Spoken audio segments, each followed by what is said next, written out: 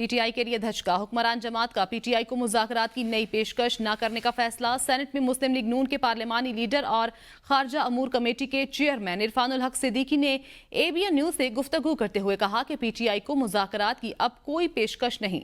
पेशकशों का जमाना अब खत्म हो गया है, अब अर्जियों का जमाना शुरू हो गया है। पीटीआई वाले एक अर्जी सिपहसालार की तरफ गुजार चुके हैं, एक अनकरीब हमारी तरफ भी गुजारेंगे।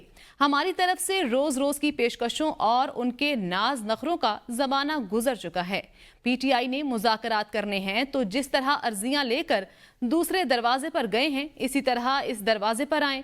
पीटीआई के ख्वाब देखने पर तो कोई पाबंदी नहीं है। दिसंबर आएगा, गुजर जाएगा, उसके बाद नया साल 2025 शुरू हो जाएगा। हुकूमत 5 साल पूरे करेगी।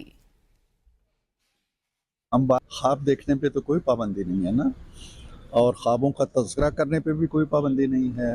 दिसंबर आएगा, इंशाल्लाह गुजर जाएगा, उसके बाद नया साल 2025 शुरू हो जाएगा, उसमें कोई नई बातें कहने लगेंगे।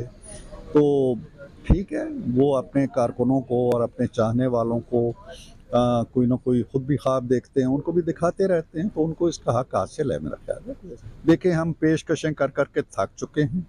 ये पेशकशें का ज़माना अब ख़त्म हो गया है, अब अर्जियों का ज़माना शुरू हो गया है।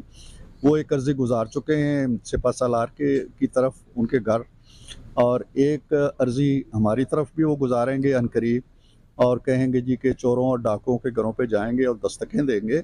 तो फिर हमारे दरवाजे तो खुले हैं ना, हम बात कर लेंगे। लेकिन अब हमारी तरफ से ये रोज़ रोज़ की पेशकशें, रोज़ रोज़ के नाज नखरों का ज़माना गुजर चुका है। अब जो मुज़ाकरात अगर उन्होंने करने हैं तो वो खुद आएँ दरवाज़ों पे, जिस तरह अर्जियाँ लेके दूसरे दरवाजे पे गए हैं, इसी तरह अर्जी लेके इस दरवाजे पे आएँ।